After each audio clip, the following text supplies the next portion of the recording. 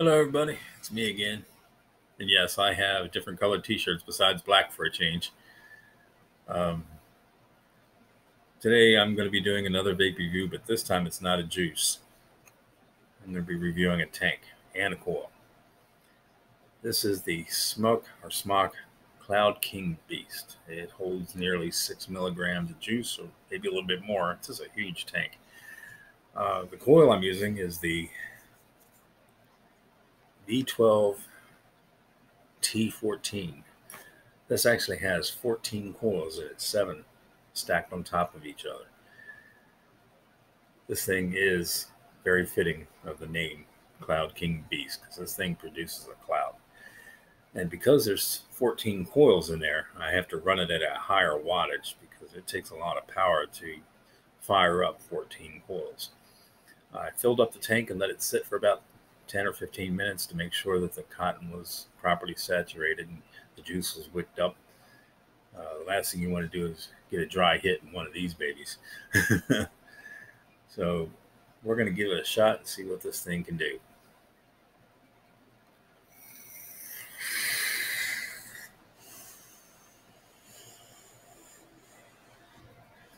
Not bad. The cloud production was pretty good. The flavor wasn't as good as the mesh coils that I was using in the Prince V12. But the cloud production was there, and the flavor was still reasonably good. I can still taste the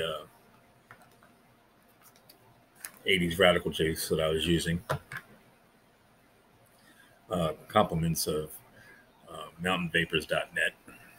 Good company, by the way. They run some very good deals on vape juices. I was on Facebook earlier and I saw a link to an article about the Massachusetts vape ban, and they are suddenly worried about a $93 million loss in tax revenue due to the vaping ban. This could be the deciding factor in a lot of states. They're going to realize that there's not enough smokers out there that are going to make up that difference by purchasing cigarettes or other tobacco products. So they may call off and walk back on these vape bans. It's a little too early to tell for sure, but I think it's very concerning that they're losing that much money, revenue that could benefit the state. So as far as I know, here in Maryland, there hasn't been much discussion on a vape flavor ban or any kind of ban on vaping products, as far as I know. The only thing I found on their website concerning vape products was they were going to restrict the sale of nicotine vape products at convenience stores and drugstores and Walmarts. They're going to be limited to exclusively vape shops. And the vape shops are being told they have to raise their age restrictions to 21, which I think most of them had already done anyway. The shop up the street here where I normally purchase vape products when I don't order it online, it's called the Tobacco King up here in Waldorf on Route 5. And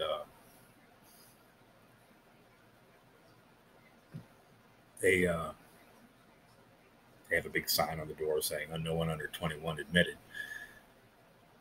They don't seem to be too concerned about a vape ban. There hasn't been any word sent to them about it, so I think our state legislature here in Maryland is aware of how much money or revenue they could lose by enforcing a vape ban. I think they're paying close attention to these other states that have already passed it to see how it plays out for them. And like I said, Massachusetts is already, they're set to lose $93 million per year exclusively due to a vape ban. So that's not good.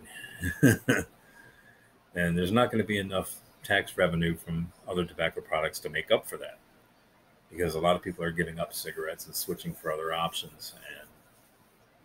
And even if some vapors do go back to smoking cigarettes, it's not going to be enough to bring that money back. So the biggest fear right now is the kids. What about the kids? The kids aren't looking for vape flavors. They're not looking to get hot, to vape bubblegum flavors or cherry cheesecake flavors or anything like that, or melon, papaya, kiwi, or whatever. You know, they're not interested in that. They're looking for the head rush. And I tell you what, when I was a kid, if something like this was available and I found out, hey, man, you take a couple of hits of this, man, you can get a head rush, just from the nicotine content. And the only way you can get that kind of a head rush from a vape product is if you're using salt nick, they call it. And what it is, it's basically a vape juice with an extremely high content of nicotine. You're looking at upwards of 50 milligrams of nicotine per milliliter, and they go even higher.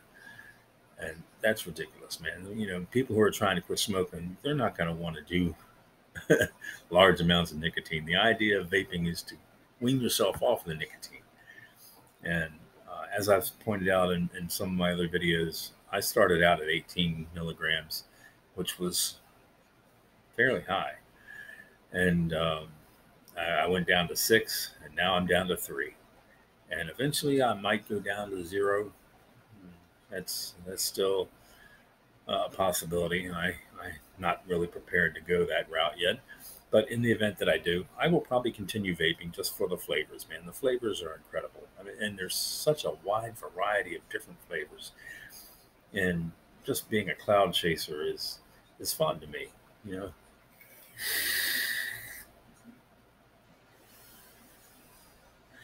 And I don't even do the fancy tricks and the smoke rings and, all those things you just see on the YouTube videos at the competitions. They actually have vape competitions where these guys get in and they try to outdo each other with tricks.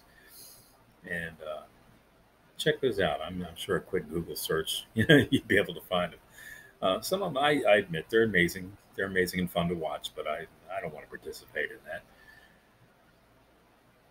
But vaping this is life, man. This is what keeps people off of cigarettes. And I think that's a good thing, and banning a good thing is a bad thing. So vape long, vape strong.